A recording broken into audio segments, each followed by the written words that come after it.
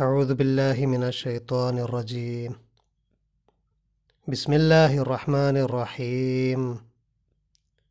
إن الذين يكفرون بآيات الله ويقتلون النبيين بغير حق ويقتلون الذين يأمرون بالقسط من الناس فبشرهم بعذاب أليم. സദഖല്ലാഹുൽ അലിയ്യുൽ അളീം. സൂറ ആലു ഇമ്രാൻ്റെ 20-ാമത്തെ ആയത്ത് വരെയാണ് നമ്മൾ വിശദമായിട്ട് പഠിച്ചത്. അള്ളാഹു അഹ്ലു കിതാബിനോടും ഉമ്മിയകളോടും നിങ്ങൾ സമർപ്പിക്കുന്നുണ്ടോ? ഫൈൻ അസിലമു, അവർ സമർപ്പിച്ചു കഴിഞ്ഞാൽ ഫഖദ് ഹിത്തദൗ, അവർ സന്മാർഗം പ്രാപിച്ചു. അവർ പിന്തിരിയുകയാണെങ്കിൽ ഫൈൻ തവല്ലൗ ഫൈന്നമ അലൈക്കൽ ബലാഗ്, താങ്കൾ ഓർക്കണം, താങ്കളുടെ ഉത്തരവാദിത്തം എത്തിക്കുക എന്നുള്ളത് മാത്രമാണ്. വല്ലാഹു ബസീറും ബിൽ ഇബാദ്, അവൻ്റെ അബ്ദുകളെക്കുറിച്ച് അവൻ എല്ലാം കാണുന്നവനാണ്, കണ്ടറിയുന്നവനാണ്. ഇതിനു ശേഷമാണ് അഹ്ലു കിതാബിൻ്റെ കാര്യം വീണ്ടും പറയുന്നത്. നേരത്തെ കിതാബ് നൽകപ്പെട്ട ആളുകളെക്കുറിച്ച് പറഞ്ഞു, അവർ ഭിന്നിച്ചത് ഇൽമ് വന്നെത്തിയതിന് ശേഷവും അള്ളാഹുവിൽ നിന്നുള്ള സത്യം അവർക്ക് കിട്ടിയതിന് ശേഷവും അവർ ഭിന്നിച്ചത് അവർ തമ്മിലുള്ള ശത്രുതയും മത്സരവും പകയും വിദ്വേഷമൊക്കെ കാരണമാണ്. 19-ാമത്തെ ആയത്തിൽ പറഞ്ഞു, വമൻ യക്ഫുർ ബി ആയാത്തില്ലാഹി ഫഇന്നല്ലാഹ സരീഉൽ ഹിസാബ്, അള്ളാഹുവിൻ്റെ ആയത്തുകളെ കുഫർ ചെയ്ത് അള്ളാഹുവിൻ്റെ ആയത്തുകളോട് നിഷേധഭാവം അല്ലെങ്കിൽ അതിനോട് അഹങ്കാരത്തോടെ ധിക്കാരത്തോടെ സമീപിച്ച് അതിനെ തള്ളി കളവാക്കി അത്തരത്തിലുള്ള നന്ദിയില്ലായ്മ കൈക്കൊള്ളുന്ന ആളുകൾ, അവരാണ് കാഫിർ. അതാണ് വമൻ യക്ഫുർ ബി ആയാത്തില്ല, അള്ളാഹുവിൻ്റെ ആയത്തിനോട് കുഫർ പുലർത്തുന്ന ആളുകൾ. അവരെക്കുറിച്ച് പറഞ്ഞു ഫഇന്നല്ലാഹ സരീഉൽ ഹിസാബ്, അള്ളാഹു വളരെ പെട്ടെന്ന് കണക്ക് നോക്കി ശിക്ഷ നൽകുന്ന ആളാണ്. 21-ാമത്തെ ആയത്തിൽ, ഇന്ന് നമ്മൾ പാരായണം ചെയ്ത ആയത്തിൽ പറയുന്നത് ഇന്നല്ലദീന യക്ഫുറൂന ബി ആയാത്തില്ല, അള്ളാഹുവിൻ്റെ ആയത്തുകളോട് കുഫർ ചെയ്യുന്ന ആളുകൾ, നിശ്ചയമായിട്ടും അള്ളാഹുവിൻ്റെ ആയത്തുകളോട് കുഫർ ചെയ്യുന്ന ആളുകൾ, നിഷേധിക്കുന്ന, ധിക്കരിക്കുന്ന, ആയത്തുകളെ നിസ്സാരവൽക്കരിക്കുന്ന അത്തരത്തിലുള്ള ആളുകൾ. വയഖ്തുലൂന നബിയ്യീന ബിഗൈരി ഹഖിൻ, അന്യായമായിട്ട് ഹക്കല്ലാത്ത കാര്യത്തിന് നബിമാരെ കൊല്ലുന്നത്. നബിമാരെ കൊല്ലുക എന്ന് പറഞ്ഞു കഴിഞ്ഞാൽ തന്നെ അത് ഹക്കല്ലാത്ത വിധത്തിലാണ്. നബിമാരെ കൊല്ലുന്നത് അങ്ങനെയാണ് എന്ന് പറയാണ്. വയഖ്തുലൂന നബിയ്യീന ബിഗൈരി ഹഖിൻ, ഹക്കല്ലാത്ത വിധത്തിൽ നബിമാരെ കൊല്ലുന്ന ആളുകൾ. നബിമാരെ മാത്രമല്ല, വയഖ്തുലൂനല്ലദീന യഅ്മുറൂന ബിൽ ഖിസ്ത് മിനന്നാസ്, ജനങ്ങളിൽ ഖിസ്ത് കൽപ്പിക്കുന്ന, ഖിസ്ത് എന്താണെന്ന് നമ്മൾ വിശദീകരിച്ചു. പ്രോപ്പറായിട്ടുള്ള ഡീലിംഗ്, ന്യായത്തിനും അതുപോലെ നീതിക്കും ശരിയായ സംഗതികൾക്കൊക്കെയാണ് ഖിസ്ത് എന്ന് പറയുന്നത്. അത് ജനങ്ങൾക്കിടയിൽ കൽപ്പിക്കുന്ന ആളുകളെയും കൊല്ലുന്നവർ. ഫബശിർഹും ബി അദാബിൻ അലീം, അവർക്ക് അലീമായിട്ടുള്ള വേദന അവസാനിക്കാത്ത അദാബിനെക്കുറിച്ചുള്ള താക്കീത് നൽകുക. ഇത് പറയുന്നത് അഹ്ലു കിതാബിലെ യഹൂദരോടാണ്. അവരാണ് ചരിത്രത്തിൽ നബിമാരെ കൊന്നു എന്ന ആരോപണത്തിന് വിധേയരായവർ. നബിമാരെ കൊന്നവരവരാണ്. നബിമാരെ മാത്രമല്ല, അതുപോലെയുള്ള നല്ല നല്ല പല മനുഷ്യന്മാരെയും അവർ കൊന്നതായിട്ട് ബൈബിളിൽ തന്നെ പറയുന്നുണ്ട്. ഇതിൻ്റെ അഭിസംബോധിതരായിട്ടുള്ള മദീനയിലുള്ള ജൂതർ അല്ല കൊന്നത്, അവരുടെ മുൻഗാമികളാണ്. പക്ഷേ നിങ്ങൾ കൊന്നു അല്ലെങ്കിൽ കൊന്നവർ എന്നൊക്കെ അവരെ അഭിസംബോധന ചെയ്തിട്ട് പറയുന്ന ഒരു പ്രാസംഗിക ശൈലി ഖുർആനിനുണ്ട്. അതിനെക്കുറിച്ച് ഇമാം ഖുർത്തുബി റഹ്മത്തുള്ളാ പറയുന്നത് അന്നഹും റളൗ ഫിഅല മൻ ഖതല ഫകാനു ബി മൻസിലതിഹി, അവർ ആ ചെയ്ത പ്രവൃത്തിയിൽ, അവരുടെ മുൻഗാമികൾ ചെയ്ത പ്രവൃത്തിയിൽ തൃപ്തരും, അതുകൊണ്ട് തന്നെ ഫകാനു ബി മൻസിലതിഹി, ആ പ്രവൃത്തി ചെയ്ത സ്ഥാനത്ത് തന്നെയാണ് അവരും. അതുപോലെ വൈലൻ ഫൈന്നഹും ഖാത്തലുൻ നബിയ, നബിയോട് യുദ്ധം ചെയ്തിട്ടുണ്ട്. അതിനോടൊപ്പം അവർ വസുഹാബു, നബിയുടെ സ്വഹാബികളോടും അവർ യുദ്ധം ചെയ്തിട്ടുണ്ട്. വഹമ്മു ബി ഖത്ലിഹിം, യുദ്ധം ചെയ്തതിൻ്റെ ഉദ്ദേശം നബിയെ വധിക്കുക എന്നാണല്ലോ. മാത്രമല്ല നബിയെ വധിക്കാൻ അവർ ചില പ്ലോട്ടുകൾ മെനയുകയും ചെയ്തിട്ടുണ്ട്. അപ്പോൾ ഇക്കാരണങ്ങളൊക്കെ കൊണ്ട് തന്നെ നബിമാരെ കൊന്നവർ എന്ന് അവരോടും പറയുന്നത് യുക്തിയാണ്.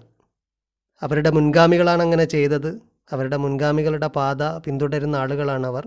മാത്രവുമല്ല പുതിയ നബിയെ വധിക്കാനും അവർ പ്ലാൻ ചെയ്യുന്നു എന്നുള്ളതൊക്കെ കൊണ്ട് തന്നെ ഈ അഭിസംബോധന നബിമാരെ കൊന്നു എന്ന് അവരെ ഉദ്ദേശിച്ചിട്ട് പറയുന്നത് ന്യായമാണ്. ഈസാ അലൈഹിസ്സലാം പറയുന്നതായിട്ട് ബൈബിളിൽ ഉദ്ധരിക്കപ്പെട്ടിട്ടുണ്ട്. മത്തായിയുടെ സുവിശേഷത്തിൽ 23-ാമത്തെ അധ്യായത്തിൽ ഞങ്ങൾ പിതാക്കന്മാരുടെ കാലത്ത് ഉണ്ടായിരുന്നു എങ്കിൽ പ്രവാചകന്മാരെ കൊല്ലുന്നതിൽ കൂട്ടാളികൾ ആകെയില്ലായിരുന്നു എന്ന് പറയുന്നു. അങ്ങനെ നിങ്ങൾ പ്രവാചകന്മാരെ കൊന്നവരുടെ മക്കൾ എന്ന് നിങ്ങൾ തന്നെ സാക്ഷ്യം പറയുന്നുവല്ലോ. പിതാക്കന്മാരുടെ അളവ് നിങ്ങൾ പൂരിച്ചുകൊള്ളുവിൻ. പാമ്പുകളെ, സർപ്പസന്തതികളെ, നിങ്ങൾ നരകവിധി എങ്ങനെ ഒഴിഞ്ഞുപോകും? നീതിമാനായ ഹാബേലിൻ്റെ രക്തം മുതൽ നിങ്ങൾ മന്ദിരത്തിനും യാഗപീഠത്തിനും നടുവിൽ വെച്ച് കൊന്നവനായ ബെരക്യാവിൻ്റെ മകനായ സക്കരിയാവിൻ്റെ രക്തം വരെ, ഭൂമിയിൽ ചൊരിഞ്ഞ നീതിയുള്ള രക്തം എല്ലാം നിങ്ങളുടെ മേൽ വരേണ്ടതാകുന്നു. ഇതൊക്കെയും ഈ തലമുറ മേൽ വരും എന്ന് ഞാൻ സത്യമായിട്ട് നിങ്ങളോട് പറയുന്നു. ഇങ്ങനെ ഈസാ അലൈഹിസ്സലാം മഹാനായ യേശു പറഞ്ഞതായിട്ട് മത്തായിയുടെ സുവിശേഷം പറയുന്നുണ്ട്. യഹൂദരോട്, ജെറുസലേമിലെ യഹൂദരോട്, നിങ്ങൾ സക്കരിയയെ കൊന്നിട്ടുണ്ട്, ഹാബേൽ മുതൽ ഇങ്ങോട്ട് നിങ്ങൾ എത്ര ആളുകളെയാണ് കൊന്നത്, നിങ്ങൾ എത്ര പ്രവാചകന്മാരെ കൊന്നു എന്ന് ഈസാ അലൈഹിസ്സലാം തന്നെ അവരോട് പറയുന്നുണ്ട്. അള്ളാഹു പറയുന്നത്, കുഫർ ചെയ്ത ആളുകൾ, അള്ളാഹുവിൻ്റെ ആയത്തുകളോട് കുഫർ ചെയ്ത ആളുകൾ, നബിമാരെ കൊന്നവർ, അതുപോലെ ക്രിസ്തു ജനങ്ങൾക്കിടയിൽ കൽപ്പിക്കുന്ന ന്യായവും നീതിയും നേരായ ഡീലിങ്ങൊക്കെ ജനങ്ങളെ പഠിപ്പിക്കുന്ന, അതിനുവേണ്ടി നിലകൊള്ളുന്ന ആളുകളെയൊക്കെ കൊന്ന ആളുകൾ, അവർക്ക് അദാബുണ്ട്, അലീമായ അദാബുണ്ട്. അലീം എന്ന് പറഞ്ഞാൽ വേദനയേറിയ, വേദന നിലക്കാത്ത. ഉലായിക്കല്ലദീന ഹബിത്തത്ത് അഅ്മാലുഹും ഫിദ്ദുനിയ വല്ലാഖിറ വമാലഹും മിൻ നാസിരീൻ. അവരാണ് അവരുടെ അമലുകൾ ദുനിയാവിലും ആഖിറത്തിലും നഷ്ടപ്പെട്ടു പോയവർ. വമാലഹും മിൻ നാസിരീൻ, അവർക്ക് യാതൊരു സഹായവും ഉണ്ടാവില്ല. ദുനിയാവിലും അവരുടെ കർമ്മങ്ങൾ വിഫലമായി, ആഖിറത്തിലും അതിന് യാതൊരു ഫലവുമില്ല. നേരത്തെ തന്നെ പറഞ്ഞിരുന്നു, ഇന്നല്ലദീന കഫറൂ ലൻ തുഗ്നിയ അൻഹും അംവാലുഹും വലാ ഔലാദുഹും മിനല്ലാഹി ഷൈഅ എന്ന് 10-ാമത്തെ ആയത്ത് പറഞ്ഞല്ലോ. കുഫർ ചെയ്ത ആളുകൾക്ക് അവരുടെ ധനമോ അവരുടെ സന്താനങ്ങളോ ഒന്നും ഗുണം ചെയ്യില്ല. വൗലായിക്കഹും വഖൂദുൻ നാർ എന്ന് പറഞ്ഞു, അവർ നരകത്തിൻ്റെ കത്തിക്കപ്പെടുന്ന വസ്തുവാണ്. കദബി ആലി ഫിറോൻ, ഫിറോനിൻ്റെ ആലിന് എന്താണോ സംഭവിച്ചത് അതുപോലെ എന്ന് പറഞ്ഞു. അപ്പോൾ അങ്ങനെ ദുനിയാവിലും ആഖിറത്തിലും കർമ്മങ്ങൾ കൊണ്ട് യാതൊന്നും നേടാൻ കഴിയാത്ത ആളുകളാണ്, കർമ്മങ്ങൾ നശിച്ചുപോയ ആളുകളാണ് എന്നവരെക്കുറിച്ച് പറയുന്നു. അലന്തറ ഇലല്ലദീന ഊത്തു നസീബം മിനൽ കിതാബ്. നീ കണ്ടില്ലേ? ഇവിടെ അലം തറ ഇല, ആ ഒരു പ്രയോഗം മുമ്പും ബക്കറയിൽ വന്നിട്ടുണ്ട്. അലന്തറ ഇലല്ലദീ ഹാജ ഇബ്രാഹിമ, ഇബ്രാഹിമിനോട് തർക്കിച്ചവനെ നീ കണ്ടില്ലേ? കണ്ടില്ലേ എന്ന് പറയുന്നത് അറിഞ്ഞില്ലേ? അപ്പോൾ അവരെക്കുറിച്ച് നിനക്കറിയില്ലേ? ആരെക്കുറിച്ച്? ഊത്തു നസീബം മിനൽ കിതാബി, കിതാബ് നൽകപ്പെട്ട, നസീബം മിനൽ കിതാബ്, കിതാബിൻ്റെ നല്ലൊരു വിഹിതം. അത് എണ്ണത്തിൻ്റെ വിഹിതമാകാം, അല്ലെങ്കിൽ നസീബ് എന്നുള്ളത് വലിപ്പത്തിന് വേണ്ടി പറയാം. വലിയ കിതാബ്, വണ്ണമായ കിതാബ് നൽകിയ, അല്ലെങ്കിൽ അനേകം കിതാബുകൾ നൽകിയ ആളുകളെ കണ്ടില്ലേ? യുദ്അൗന ഇലാ കിതാബില്ല. കിതാബിൻ്റെ വലിപ്പത്തെക്കുറിച്ച് ആണ് നസീബ് എന്ന് ഉദ്ദേശിച്ചതെങ്കിൽ ഇവിടെ രണ്ടാമത് പറയുന്ന കിതാബ് ആ കിതാബ് തന്നെയാണ്. അതായത് വലിയ കിതാബ് നൽകപ്പെട്ട അത്തരം ആളുകൾ, അവരെ കിതാബിലേക്ക് ക്ഷണിക്കുമ്പോൾ യുദ്അൗന ഇലാ കിതാബില്ല, കിതാബിലേക്ക് ക്ഷണിക്കപ്പെടുന്നു. എന്തിനു വേണ്ടി? ലിയഹ്കുമ ബൈനഹും, അവർക്കിടയിൽ വിധി കൽപ്പിക്കാൻ, ആ കിതാബ് അനുസരിച്ചിട്ട് വിധി കൽപ്പിക്കാൻ. അവർക്ക് നൽകപ്പെട്ട തൗറാത്ത്, അത് മഹത്തായ കിതാബാണ്. ആ കിതാബിലേക്ക്, കിതാബ് അനുസരിച്ചിട്ട് വിധി കൽപ്പിക്കാൻ വേണ്ടിയിട്ട് അവരോട് ആവശ്യപ്പെട്ട് കഴിഞ്ഞാൽ അവരെന്താ ചെയ്യുന്നത്? സുമ്മ യതവല്ല ഫരീഖും മിൻഹും വഹും മുഅ്രിദൂൻ, അവരിൽ ഒരു കൂട്ടം ആളുകൾ പിന്തിരിഞ്ഞ് കളയുകയാണ്. മുഅ്രിദൂൻ, അവർ അവഗണിച്ചുകൊണ്ട് പിന്തിരിഞ്ഞ് കളയുകയാണ്. എന്താണ് കാരണം? ദാലിക ബിഅന്നഹും ഖാലു ലൻ തമസ്സനന്നാറു ഇല്ല അയ്യാമ മഅദൂദ. പരലോകത്ത് വിശ്വാസമില്ലാത്തതാണ്. ബക്കറയിലെ കാര്യങ്ങളായിട്ട് നമുക്കിങ്ങനെ തട്ടിച്ച് മനസ്സിലാക്കാൻ കഴിയും. ഇതൊക്കെ ബക്കറയിൽ വിശദീകരിക്കപ്പെട്ടിട്ടുണ്ട്. അവരുടെ വിശ്വാസം, ഇതേ വാക്കുകൾ അവിടെ ഉദ്ധരിക്കപ്പെട്ടിട്ടുണ്ട്. ദാലിക ബിഅന്നഹും ഖാലു ലൻ തമസ്സനന്നാറു ഇല്ല അയ്യാമ മഅദൂദാത്ത്, എണ്ണപ്പെട്ട നാളുകളല്ലാതെ ഞങ്ങളെ തീ സ്പർശിക്കുകയില്ല എന്ന് അവർ പറഞ്ഞതുകൊണ്ടാണ്, അഥവാ അങ്ങനെ വിശ്വസിക്കുന്നതുകൊണ്ടാണ്. വഗറഹും ഫി ദീനിഹിം മാക്കാനു യഫ്തറൂൻ, അവർ കെട്ടിയുണ്ടാക്കിയ കാര്യങ്ങൾ, അവർ പറഞ്ഞ് ഉണ്ടാക്കുന്ന കുറേ കാര്യങ്ങൾ, അത് അവരെ ദീനിൽ, മതകാര്യത്തിൽ വഞ്ചിതരാക്കി കളഞ്ഞിരിക്കുകയാണ്. ഫകൈഫ ഇദാ ജമഅനഹു ലിയൗമിൻ ലാ റൈബ ഫീ, സംശയമില്ലാത്ത ഒരു നാളിൽ അവരെ ഒരുമിച്ച് കൂട്ടിയാൽ എങ്ങനെ ഉണ്ടാകും? വൗഫിയത്ത് കുല്ലു നഫ്സിൻ മാ കസബത്ത് വഹും ലാ യുദ്ലമൂൻ, ഓരോ ആൾക്കും അവർ സമ്പാദിച്ചത് പൂർണ്ണമായിട്ട് നൽകപ്പെടുന്ന ദിവസം, അവരോട് അനീതി ചെയ്യപ്പെടാത്ത ദിവസം. അങ്ങനെ ഓരോ നഫ്സും സമ്പാദിച്ചത് പൂർണ്ണമായിട്ട് നൽകപ്പെടുന്ന, അല്പം പോലും അനീതി ചെയ്യപ്പെടാത്ത ആ നാളിൽ അവരെ ഒരുമിച്ച് കൂട്ടുമ്പോൾ എങ്ങനെ ഉണ്ടാകും? അവർ പറയുന്നു ഞങ്ങളെ തീ സ്പർശിക്കുകയില്ല എന്നൊക്കെ. പക്ഷെ അങ്ങനെ ഒരു നാളിൽ ഒരുമിച്ച് കൂട്ടി അവർ സമ്പാദിച്ചതിൻ്റെ യഥാർത്ഥ പ്രതിഫലം അല്ലെങ്കിൽ യഥാർത്ഥ ഫലം അതവർക്ക് നൽകപ്പെടുമ്പോൾ എങ്ങനെ ഉണ്ടാകും? ഖുലില്ലാഹുമ്മ മാലിക്കൽ മുൽക്കി തൂത്തിൽ മുൽക മൻ തശാ വതൻസിഉൽ മുൽക മിമ്മൻ തശാ വതുഇസ്സു മൻ തശാ വതുദില്ലു മൻ തശാ ബിയദിക്കൽ ഖൈർ ഇന്നക അലാ കുല്ലി ഷൈഇൻ ഖദീർ. പറയുക, അല്ലാഹുവേ, മാലിക്കുൽ മുൽക്കെ, മാലിക്കൽ മുൽക്ക് എന്ന് പറഞ്ഞാൽ മുൽക്കിൻ്റെ മാലിക്, ആധിപത്യത്തിൻ്റെ ഉടമസ്ഥൻ. അവനോട് പറയുക, അവനോട് ദുആ ചെയ്യുക, അല്ലാഹുമ്മ, അല്ലാഹുവേ, മാലിക്കൽ മുൽക്ക്, ആധിപത്യത്തിൻ്റെ ഉടമസ്ഥനെ, തൂത്തിൽ മുൽക്ക, നീ ആധിപത്യം നൽകുന്നു, മൻ തശാ, നീ ഉദ്ദേശിക്കുന്നവർക്ക്, വതൻസിഉൽ മുൽക മിമ്മൻ തശാ, നീ ഉദ്ദേശിക്കുന്നവരുടെ അടുത്ത് നിന്ന് ആധിപത്യം നീ എടുത്തു കളയുന്നു, വതുഇസ്സു മൻ തശാ, നീ ഉദ്ദേശിക്കുന്നവർക്ക് നീ ഇസ്സത്ത് നൽകുന്നു, വതുദില്ലു മൻ തശാ, നീ ഉദ്ദേശിക്കുന്നവർക്ക് ദില്ലത്ത് നൽകുന്നു, അല്ലെങ്കിൽ പതിത്വം നൽകുന്നു. ബിയദിക്കൽ ഖൈർ, എല്ലാ നന്മയും നിൻ്റെ കയ്യിലാണ്. ഇന്നക അലാ കുല്ലി ഷൈഇൻ ഖദീർ, നീ ഉദ്ദേശിക്കുന്ന എല്ലാ കാര്യവും ചെയ്യാൻ നീ കഴിവുള്ളവനാണ്. നീ ഉദ്ദേശിക്കുന്നതെന്തും നിനക്ക് ചെയ്യാൻ കഴിയും. ആധിപത്യത്തിൻ്റെ ഉടമസ്ഥൻ നീയാണ്. നീ ഉദ്ദേശിക്കുന്നവർക്കാണ് ആധിപത്യം നൽകുന്നത്. നീ നൽകിക്കഴിഞ്ഞാൽ അതിനെ തടയാൻ ആർക്കും കഴിയില്ല. നീ എടുത്തു കഴിഞ്ഞാൽ അത് തിരിച്ചു കൊടുക്കാനും ആർക്കും കഴിയില്ല. നീ ഇസ്സത്ത് നൽകിയവർക്ക് ഇസ്സത്തുണ്ട്. നീ ദില്ലത്ത് നൽകിയവർക്ക്, പതിത്വം നൽകിയവർക്ക് ദില്ലത്തുണ്ട്. നിൻ്റെ കയ്യിലാണ് എല്ലാ നന്മയും എന്ന് പറയുക. എന്നിട്ട് പറയുന്നു, തൂലിജുൽ ലൈല ഫിൻ നഹാരി വ തൂലിജുൻ നഹാറ ഫിൽ ലൈലി. രാവിനെ നീ പകലിൽ പ്രവേശിപ്പിക്കുന്നു. തൂലിജു എന്നുള്ള വാക്കിൻ്റെ അർത്ഥം ഒരു സംഗതിയുടെ അവസാന ഭാഗം, അതിൻ്റെ വാല്, അത് ഇല്ലാതാകുമ്പോഴുള്ള ഭാഗം മറ്റൊന്നിലേക്ക് പ്രവേശിപ്പിക്കലാണ്. പകൽ അവസാനമെത്തുമ്പോൾ അത് രാത്രിയിലേക്ക് എൻ്റർ ചെയ്യുന്നു. തൂലിജുൽ ലൈല ഫിൻ നഹാരി, ലൈലിനെ, രാവിനെ പകലിലേക്കും അതുപോലെ പകലിനെ രാവിലേക്കും പ്രവേശിപ്പിക്കുന്നത് നീയാണ്.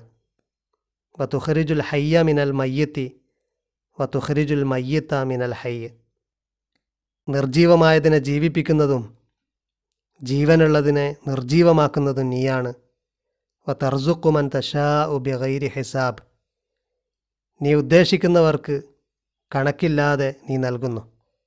അള്ളാഹുവിനല്ല കണക്കില്ലാത്തത്, അത് ലഭിക്കുന്ന ആളുകൾ അത് എണ്ണിത്തിട്ടപ്പെടുത്താൻ കഴിയാത്ത വിധത്തിൽ, അവർക്ക് കണക്കാക്കാൻ പറ്റാത്ത വിധത്തിൽ അള്ളാഹു അവർക്ക് നൽകുന്നു. ഇങ്ങനെ അള്ളാഹു നിർജീവമായതിനെ ജീവിപ്പിക്കുന്നവനാണ്. നിർജീവമായതിനെ ജീവിപ്പിക്കുക എന്നതുകൊണ്ട് സൂറ ബഖറയിലും നമ്മൾ പറഞ്ഞിരുന്നു, ഈമാനില്ലാത്ത ആളുകൾക്ക് ഈമാൻ നൽകുക എന്നും പ്രകാശമില്ലാത്ത ആളുകൾക്ക് പ്രകാശം നൽകുക എന്നുമാണ്.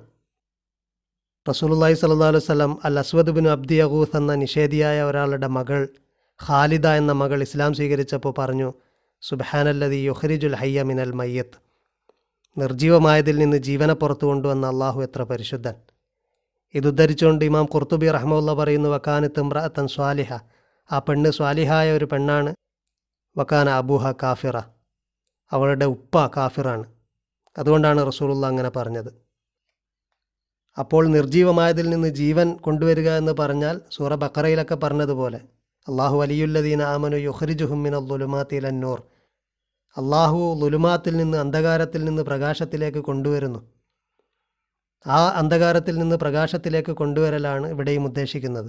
അതുകൊണ്ടാണ് രാവിനെ പകലിലേക്കും പകലിനെ രാവിലേക്കും പ്രവേശിപ്പിക്കുന്നവനാണ് അള്ളാഹു എന്ന് പറഞ്ഞത്. അവൻ ഉദ്ദേശിക്കുന്നവർക്ക് അവൻ ഇസ്സത്ത് നൽകുന്നു, അവൻ ഉദ്ദേശിക്കുന്നവർക്ക് ദില്ലത്ത് നൽകുന്നു, അവൻ ഉദ്ദേശിക്കുന്നവർക്ക് ആധിപത്യം നൽകുന്നു, അവൻ ഉദ്ദേശിക്കുന്നവരുടെ ആധിപത്യം അവൻ എടുത്തു കളയുന്നു. ഇക്കാര്യമൊക്കെ ബക്കറയിലും വിശദമായിട്ട് പറഞ്ഞതാണ്. അള്ളാഹു ഹയ്യാണ് എന്ന് പറഞ്ഞ് വിശദീകരിച്ചെടുത്ത്, ആയത്തുൽ കുർസി വിശദീകരിച്ചെടുത്ത് നമ്മൾ പറഞ്ഞതാണ്. ഇബ്രാഹിം അലൈഹിസ്സലാമിൻ്റെ വാഖിയ പറഞ്ഞു, നമ്രൂദ് പറഞ്ഞു ഞാനും ജീവിപ്പിക്കും, ആ സംഭവം പറഞ്ഞു. അതിനുശേഷം മറ്റൊരു സംഭവം പറഞ്ഞു. തുടർന്ന് വീണ്ടും ഇബ്രാഹിം അലൈഹിസ്സലാം ചോദിച്ചതായിട്ട് കൈഫ തുഹ്യിൽ മൗത്ത, നിർജീവമായതിനെ നീ എങ്ങനെയാണ് ജീവിപ്പിക്കുന്നത് എന്ന് ചോദിച്ചപ്പോൾ ഉണ്ടായ സംഭവം പറഞ്ഞു. അവിടെയൊക്കെ നമ്മൾ പറഞ്ഞു, നിർജീവമായതും ജീവനുള്ളതും ഉദ്ദേശിക്കുന്നത് നമ്മുടെ ബയോളജിക്കൽ ഡെത്തോ ബയോളജിക്കൽ ലൈഫോ മാത്രമല്ല, പ്രകാശം ലഭിക്കുക, ഹിദായത്ത് ലഭിക്കുക, ഈമാൻ ലഭിക്കുക എന്നുള്ളതാണ്. അതുപോലെ ആധിപത്യം നൽകുന്നതും അള്ളാഹു ഉദ്ദേശിക്കുന്നവർക്കാണ് എന്ന് നബൂക്കദ്നസറിൻ്റെ സംഭവമൊക്കെ പറഞ്ഞിട്ട് നമ്മൾ പറഞ്ഞിരുന്നു. ഇവിടെയും അതാണ് പറയുന്നത്. യഹൂദരെ തന്നെയാണ് അഭിസംബോധന ചെയ്യുന്നത്. അള്ളാഹു പറയുന്നത് നിർജീവമായതിനെ ജീവിപ്പിക്കുന്നത് അവനാണ്. വതർസുഖു മൻ തശാഉ ബിഗൈരി ഹിസാബ്, കണക്കില്ലാതെ റിസ്ക് നൽകുന്നവനും നീയാണ്. നീ റിസ്ക് നൽകുന്നു. മൻ തശാഉ, നീ ഉദ്ദേശിക്കുന്നവർക്ക് ബിഗൈരി ഹിസാബ്, കണക്ക് കൂടാതെ. റിസ്ക് എന്നുള്ളത് ഭൗതികമായ ജീവൻ നിലനിർത്താൻ ആവശ്യമായ സംഗതികൾക്ക് പറയും. വായു, വെള്ളം, ഭക്ഷണം, ഇതിനൊക്കെ റിസ്ക് എന്ന് പറയും. അതിന് പുറമെ അള്ളാഹു നൽകുന്ന ഇൽമിനും പറയും, ഹിദായത്തിന് പറയും.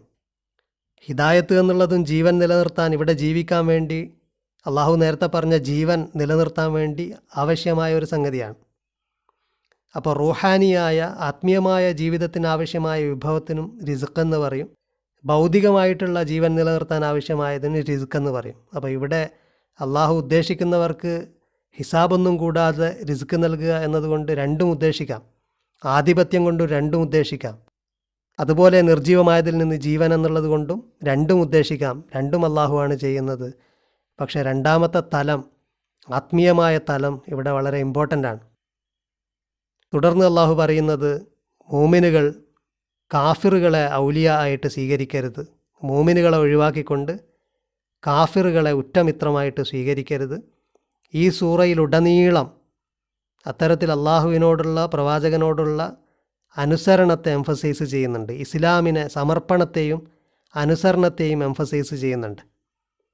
സൂറ ബക്കറ കൂടുതലും ഈമാനികമായ കാര്യങ്ങളെയാണ് ഊന്നിയതെങ്കിൽ സൂറ ആലു ഇമ്രാനിൽ വരുമ്പോൾ അനുസരിക്കുക, ഇസ്ലാം എന്ന ഒരു ആസ്പെക്റ്റിനെ വളരെ അധികം ഊന്നൽ നൽകുന്നതായിട്ട് കാണാം. ഇൻഷാ അല്ലാഹ് അടുത്ത ക്ലാസ് തൊട്ട് നമുക്ക് ബാക്കി ഭാഗങ്ങൾ വിശദീകരിക്കാം. വാഖിർ ദഅവാനാ അനിൽ ഹംദുലില്ലാഹി റബ്ബിൽ ആലമീൻ.